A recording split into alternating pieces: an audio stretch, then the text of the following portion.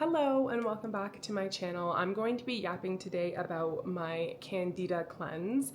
I spoke about it a lot on my TikTok and on my Instagram when I was doing my cleanse, and I got lots of questions about it because lots of people were saying to me, I have these symptoms, is it the same thing? I'm wondering if you could help talk more about your experience in doing the Candida cleanse and Candida overgrowth as a whole. I've specifically organized this entire video in like point form. That way I can stay on track with my handy dandy and trusty notebook. Disclaimer, I am not a doctor, a general practitioner, a health professional by any means. I was diagnosed with Candida overgrowth by a health professional, so it's super important that you take the right avenue and make sure that you talk to a professional. This is just my experience, and when I learned that I had Candida overgrowth and what I did to eventually starve that Candida and get back on track to a healthy and happy life. We'll start very basic, okay? What is Candida? Candida is a type of yeast fungus that typically lives on and in the body that can cause an infection called Candida isis if it grows out of control. So originally when I had found out that what it was, I was like, ew. I did more research and realized that it is very normal. It's a normal fungus that lives in our bodies. We have good bacteria, bad bacteria. When the bad guys overgrow and take over the good guys, then it tends to be a bit of a problem. 32 years of my life and had no idea what any of this meant. I'll start all the way from the beginning. October 2024, I had noticed some outbreaks around my mouth area. And to just put things in perspective, I never had skin issues. I would get the odd hormonal breakout here and there in my T-zone, just signaling that, you know, menstrual time is coming, we're in our luteal phase, hormones are shifting. It's been like that my whole life. What I had noticed is that I was getting just this like cluster of whitehead pimples around my mouth. They would turn into a rash and then eventually flake if I did do anything with them. So I at first thought it was because I was dermaplaning, because I dermaplane, you know, my face sometimes, and I was like, oh my gosh, like I need to throw out my dermaplaner, I need to not reuse it. And I was of course on Google. I ended up going to my general practitioner and he gave me a steroid cream, which would get rid of it within days. I did get like some fungus issues on my face. Now that I think about it, I had some random outbreaks of fungus like on my forehead, sometimes around my, like before when I had my daughter, she was about a year old, my face would just break out. So I'm wondering, is this something that happened like hormonally, like after I had my daughter? Like did something switch in my body? Because like I said, I never had skin issues, so it was super concerning to me. I never ever had to worry about these things genetically. Like my mom has beautiful skin, my siblings, and we just never had this. So it really put me in a situation where I was a lot more empathetic to people who have, you know, cystic acne and acne in general that they've been fighting with for a long time, and how frustrating and exhausting it can get. Like I totally get that. The steroid cream would get rid of it for a couple days, 4 or 5 days. Within that time frame, I would see it just reappearing. It was so frustrating. So I was a serial steroid cream user on my face. Like I would just use that tube of steroid cream religiously until I would run out, and then I would go get another prescription. I did that October, November, December, January, and then eventually I was like, I can't take this anymore. It's not working. It just keeps coming back. What do I do? So it wasn't until I went and saw another doctor in a walk-in clinic, just because my doctor wasn't available, and I was like, feral for answers. And this one doctor gave me an antibiotic cream.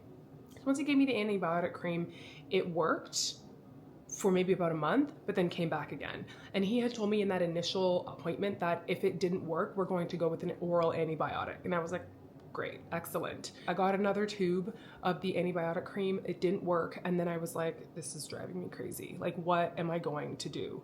It just stopped working. So then that same doctor was like, okay, what we're gonna do is that we're going to oral antibiotics. And what I should note is that the steroid cream, apparently it's not good for your skin. So the more you use it, it actually causes skin damage. And when you do use it, you should be using sunscreen, because then the sun can cause the damage and it's just like chaotic. So I was like, okay, while I'm trying to fix what's going on with my skin, I also could be damaging it further. Like it was just a whole thing. It was driving me absolutely insane. And I didn't realize how much of a burden this would be until it actually happened to me. Eventually we went with the antibiotic, the oral antibiotic. So he gave that to me for 2 weeks.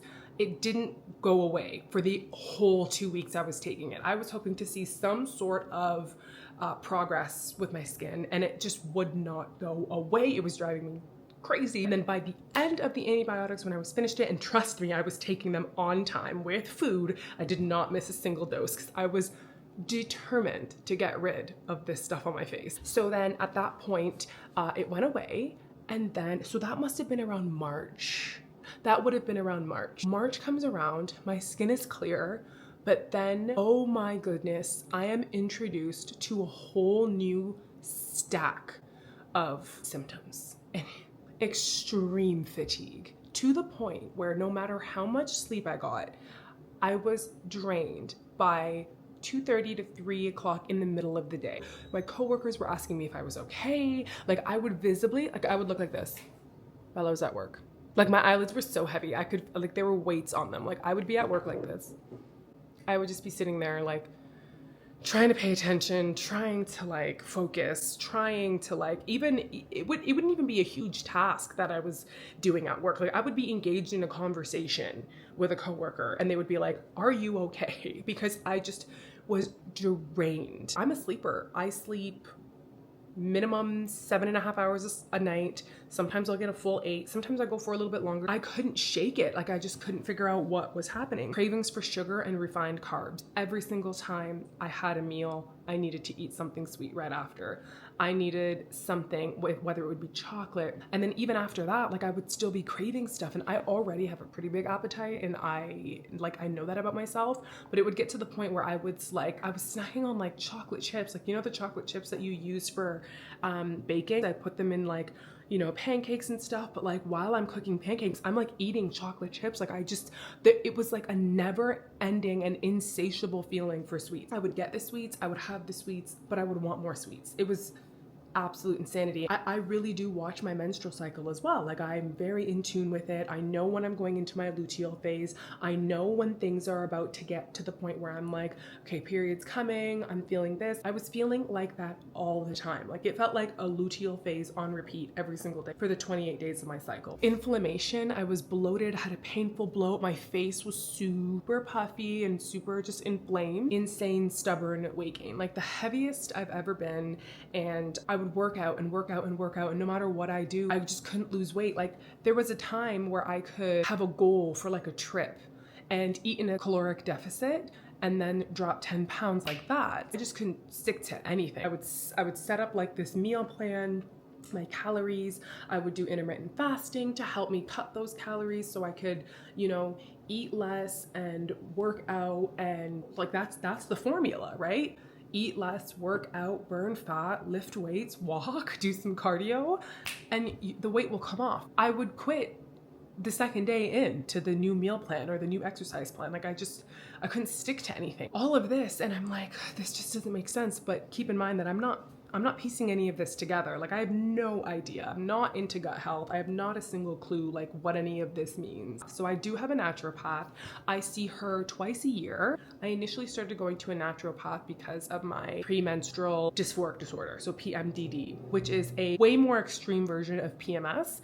And I struggle really badly. I have mood swings that are insane. I get crazy sugar cravings. So I've been in tune with that for the last like 6 years. I've been keeping an eye on that. Like my husband knows that like, okay, we're on cycle day 25, like it's coming, we're in the thick of the luteal phase. He's been like truly like a saint through, you know, our whole relationship. When I first met my husband is when I started to get a lot more in tune with my menstrual cycle and like the phases and the symptoms and, you know, giving yourself a lot of grace. So he's been very, very supportive of that. So I started seeing my naturopath, and she really helped me get some supplements and just work on specific things. The thing is with PMDD is you've got to adjust your life around it, which seems frustrating because you're just a girl. So I had thought to myself, if nobody can sort this out and get to the bottom of it, she can, surely. She's incredible. Like having a conversation with her is so easy.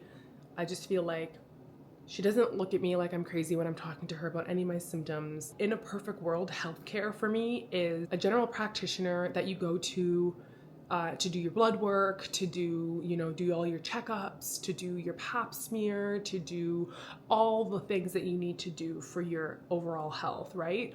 But then you've got a naturopath who helps you look into the root causes of whatever symptoms you're feeling, and then like they work together. Like that's like a perfect world for me. Fight diseases together as a whole team. And that's basically the world that I've created for myself now. I see my doctor, and then I also see my other doctor who is a naturopath, which is just like, makes me happy. I went and saw her, and then I told her all of my symptoms, and she told me I had Candida overgrowth. After our conversation, she said, it looks like you've got Candida overgrowth. There's just a lot of it in your body. And basically what we have to do is we have to starve it. We have to unalive the Candida. It's just taken over everything. When she had said yeast, I was like, there was just something so gross about that. Like knowing that there's yeast in my gut. But then her telling me that it's like meant to be there was just like, okay, whatever. So she had put me on a 28-day Candida cleanse. And she was super honest with me from the very beginning. She said, this is not a healthy diet. You are completely restricting yourself from sugars. You are completely starving the Candida, which means sometimes it can feel like you're starving yourself. And basically that's what it felt like until I got used to the cleanse. So I'm going to be completely transparent here, okay? It was very hard for somebody who already loves sweets and somebody who like has a relationship with food where it's just like, it's sort of comfort in a way. Like I'm watching my favorite movie, I'm watching a marathon, I'm reading my favorite novel. I want to have a sweet treat or a drink with me that's like probably sugary. So she put me on this plan. It was a 28-day plan. She had me go on an app where she could see from the back end. She was basically tracking all my logs. So I was logging my eating, my water intake, bowel movements, any sort of elimination, exercise, all those things. And I didn't get the feeling that she was like checking. Like we went over all my journals that I put in there. We looked at it together and she showed me the graph. I was taking this seriously. I did not want to mess this up. One thing about me is that once I'm like, I have a goal and I'm told like you have to do this 3 times a day, like as long as that there's an end goal, like I will stick to that. She sort of explained a lot of it to me while we were sitting there, and I was like, this is insane. She's like, this is gonna be hard, it's gonna be healthy, but you've got to stick to it. The other thing that I really liked about the app is that it had like a quote every single day. It was time to chart something. So it was like, you're doing a good job. Around this time during the cleanse, you're going to feel this, or it's day 7 of the cleanse. You might be feeling sort of under the weather. You might be starting to feel like, you know, the flu, where you've got headaches and you're fatigued and you've got really bad cravings. You just got to stick to it.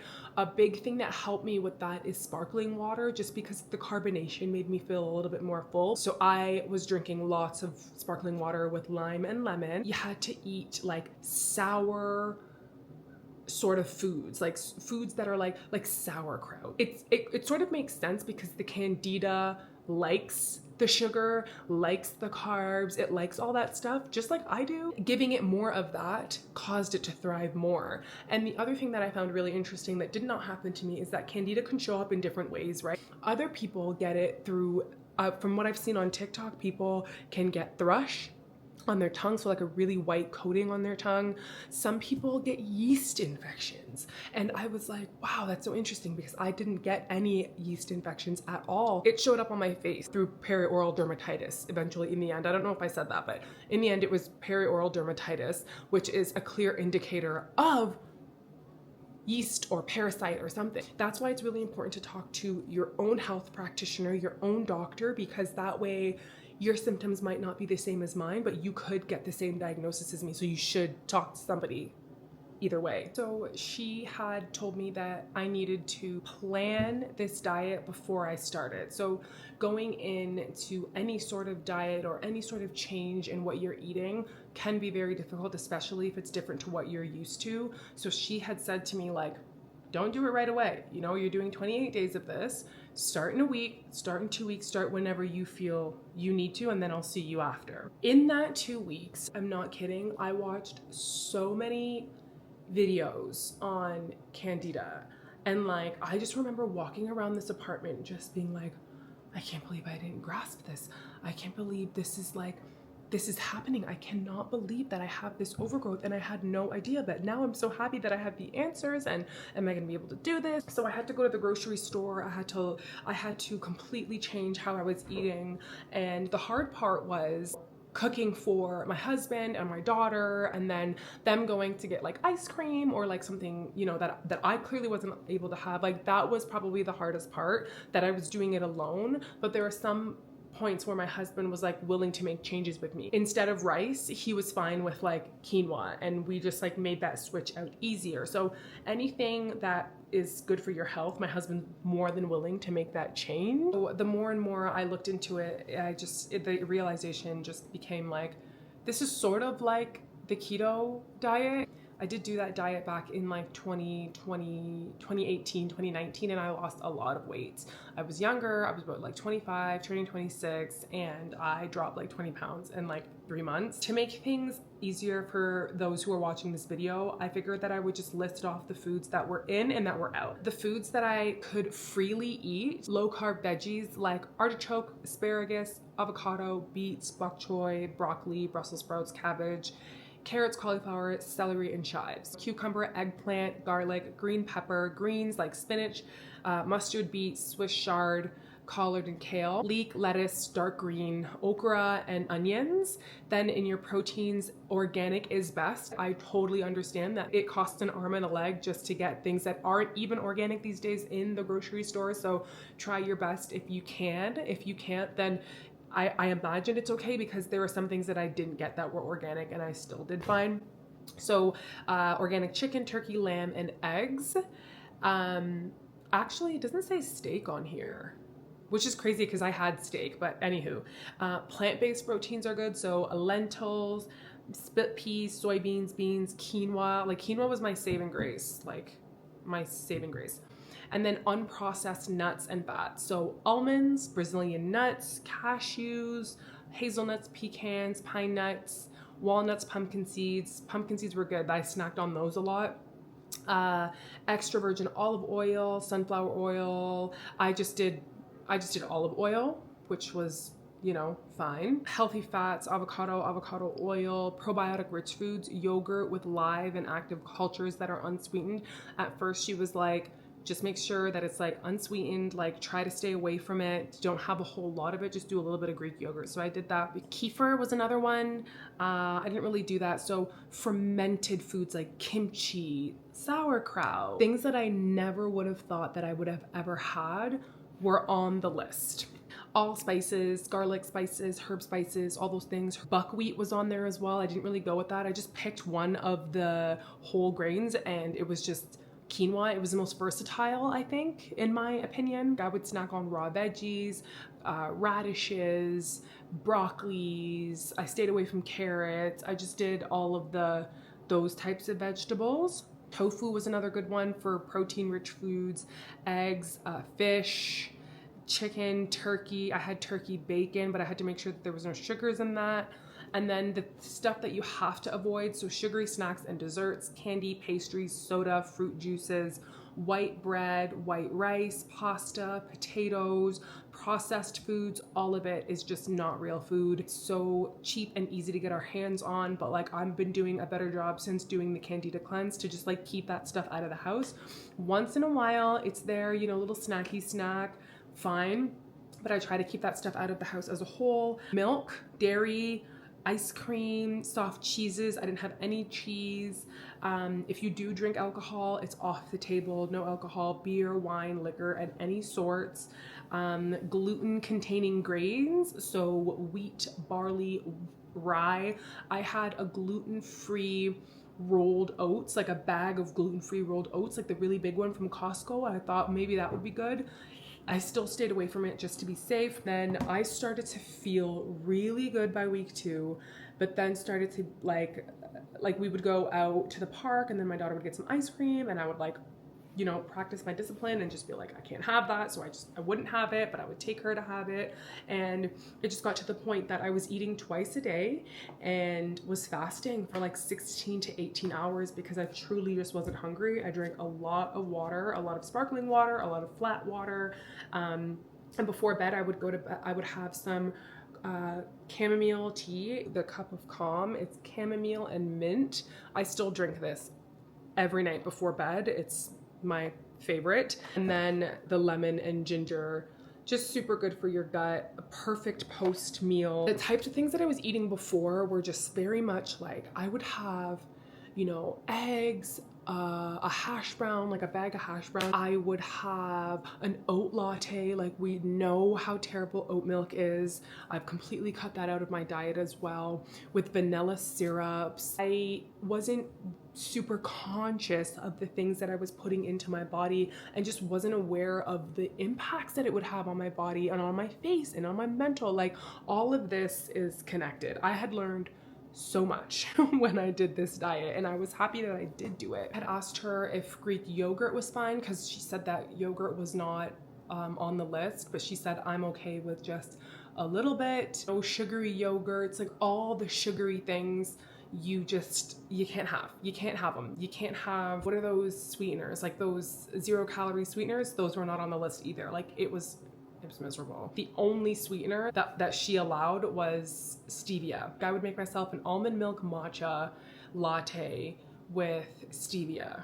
I did the Elmhurst almond milk you can get it at any grocery store. Like, it's literally almonds and water. That's it. Like, those are the only two ingredients in there. So I would do that. It tasted terrible. It tasted horrible, but that's the best I could do. Like, if I was on the road for work and I needed to get something like a coffee, I can't remember if she said no coffee, but if you do have coffee, I would only imagine that it's got to be black. I was so desperate in the beginning to have something that felt normal. And then eventually, once I got over that first 7 days where I was like craving things, I starting my day with hot herbal tea.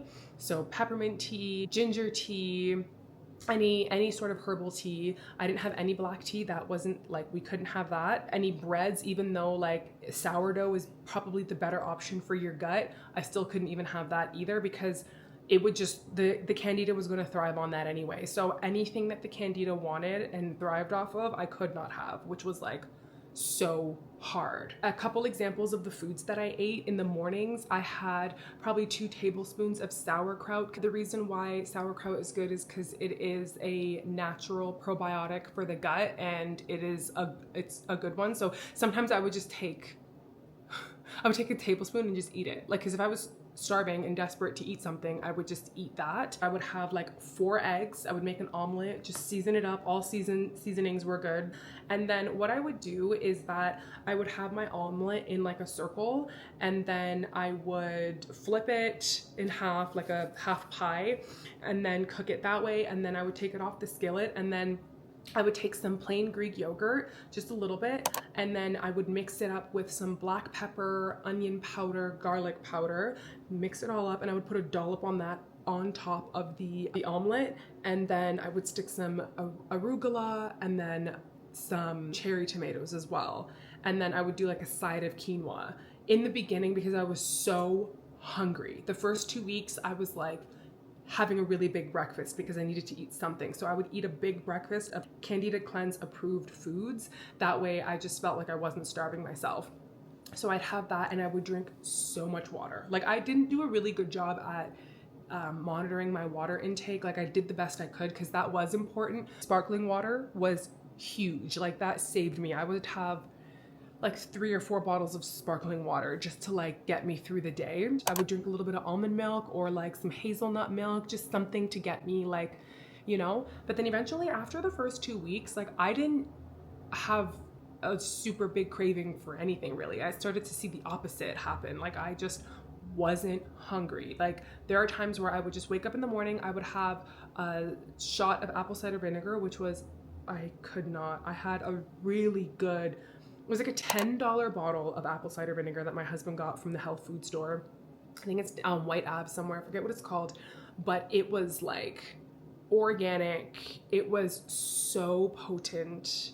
It's super different to the one that I have now that I got from Superstore. Like, it was just, like, that was apple cider vinegar. Like, I had to get used to that, and I could just like feel it working through my gut. Like, if I could feel the candida dying off in my gut. Like that's what it felt like. It was just like working its way down. Sometimes I would start my day like that and I just wouldn't eat anything and just have apple cider vinegar and then probably have some lunch. So another lunch slash breakfast idea would be some steak and eggs. I would just fry some steak in some olive oil. I don't think I did any butter at the time. And I would just have, 4 eggs with some steak and a side of quinoa. And that would last me all the way into dinner. It was a very boring time because we had the same meals all the time. So a really good dinner idea that keeps you full, keeps you satiated was taco bowls. I did quinoa, ground beef, salsa, guacamole, hot sauce, like a chipotle flavored hot sauce, all the seasoning on the ground beef for taco seasoning, and then some lettuce, and that was it. And it was very filling. Even berries were not allowed in the first 2 weeks. After week 2, we started introducing berries just because they've got their natural sugars and it's probably not the best to start in the beginning with them. So that's what she had decided for me. Also, another disclaimer is that one naturopath, one doctor to the other could just be different. Like some people I've seen online started with berries right away, no issues, but no other fruit. So berries were the only fruit that we could have. No bananas, no oranges, no grapes, no nothing. Like just like the keto diet where you can't have any of that stuff. It's just strawberries, blackberries, blueberries. That was it. A sweet treat for myself was, I don't think I was allowed peanut butter. Was not allowed peanut butter. Instead, I was allowed almond butter. So I would make some chia pudding. I would take I think it was like 3 tablespoons of chia seeds, and I would put them in like a mason jar, a cup of almond milk, like that organic, delicious almond milk with like basically 2 ingredients. And I would let that sit. I would meal prep that sometimes. I'd put like 4 or 5 of them in the fridge. And then what I would do is I would do some berries and some almond butter, and then I would just mix that all up and like sprinkle some cinnamon on top of it as well. And that was like my sweet treat. After that, anything sweet became too sweet for me. So the other really important part of it is the supplements that she had me on. These all came from my naturopath's office. She's very big on the quality of supplements that she sells to her patients, super high quality, down to how they are packaged and how they are transported from place to place. Like all of that matters. The diet plus the discipline and the supplements worked together to get this candida back under control. So she had me on Candibactin. It is called the Candida Unaliver. It essentially is an antifungal. I saw a couple of things on TikTok where people would go to their doctor and just get an antifungal prescribed, which was like a medicated sort of situation, but the whole point of me going to a naturopath was taking, the natural medicinal route. So she was like, this is going to be good enough. You don't need to get any other antifungal paired with a probiotic. So this I still take. I don't know why. There was 90 of these in here, and for some reason there's some left over. So I had missed a couple because I had to take these 2 away from each other. So I had to take this one 3 times a day away from food, and then once a day with food, I think. Or maybe it was twice a day with food. Maybe it was twice a day with food. Now I'm just down to once a day for the probiotic with food.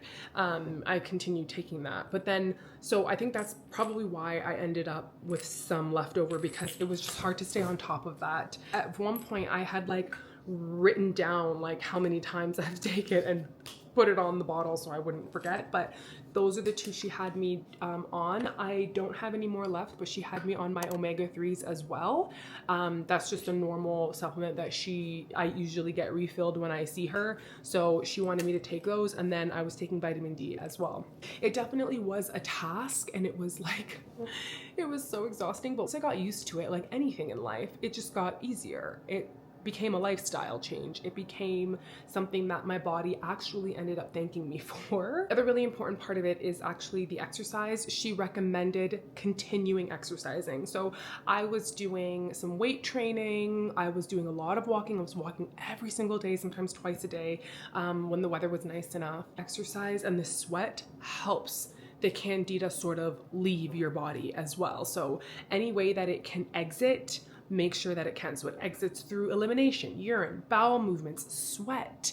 It was aiding it in its detoxification pathway, so through the skin. And once I sweat more and I spent time in the sauna after my workouts, it ended up leaving a trail of like acne. So super normal part of the process. The Candida needs somewhere to go once you are in the process of trying to get rid of it. Supporting your body during this detoxification process is really important.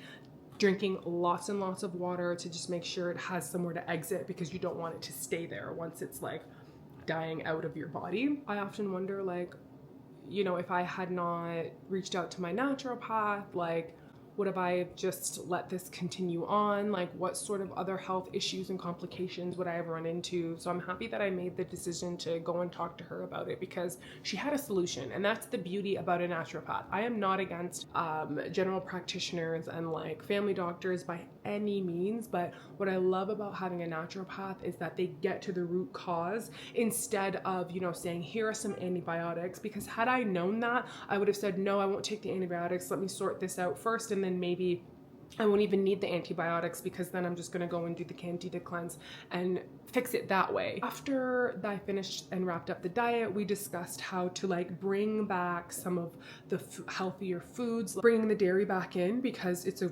wonderful source of protein and calcium. It's important. Staying away from the processed foods. They're not real foods. That's the reality, you know? I'm still so much a sweet treat lover, but even now I've noticed I've gained a couple of pounds since I did the Candida cleanse, which is like, you know, whatever, my weight fluctuates, but I'm trying to do a better job at using natural sweeteners in my coffee, for example. Instead of doing like the oat milk, I've opted for just regular whole milk and then some manuka honey, rather than like the vanilla syrups that have like 1,000,001 ingredients that I can't even pronounce. Staying with quinoa and not having white rice as much. Like, we have a whole bag, a Costco bag of rice, and I don't want to waste it, so we eat it here and there, but we opt for, you know, the rolled oats for breakfast. I eat eggs in the morning, I eat more fruit, I drink more water. I stayed away from Coke Zero. What I noticed with Coke Zero is absolutely insane. The minute I even have like a half a cup of Coke Zero, the next day I have a breakout on my face. I don't know what it is. I don't know if it's the aspartame. I don't know if it's like a specific ingredient in there. I love the taste of Coke Zero, a crisp Coke Zero with ice in like a glass cup.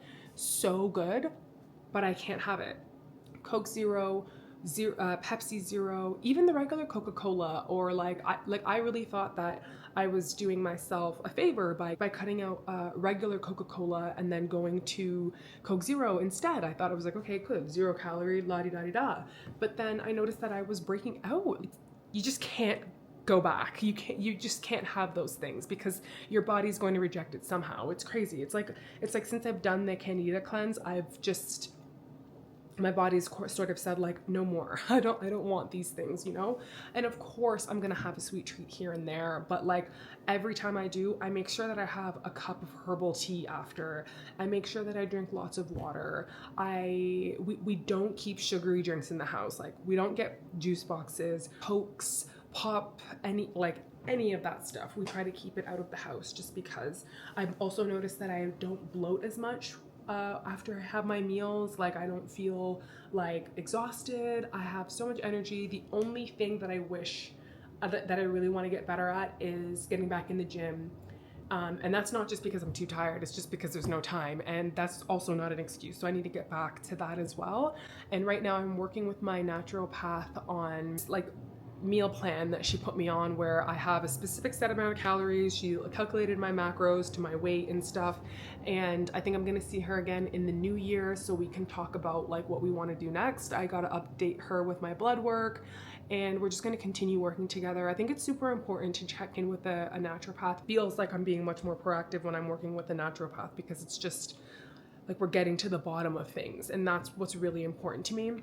I might actually start taking my daughter to the naturopath so I can get to the bottom of her eczema and her skin issues, because she is young, and if we get that stuff under control now, and if we have to cut out dairy and go to a different type of dairy like lactose free, then it's easier to make those changes now while she's young than it would be when she's older. I'm not going to be so quick to rule out naturopathic services ever, because if I'm feeling a specific way, then I'm going to see first, like, okay, if I have this problem right now, is there something that I can change in my diet? Is there a supplement? Is there something that I can do before using extreme medication that could cause like a long line of other health issues?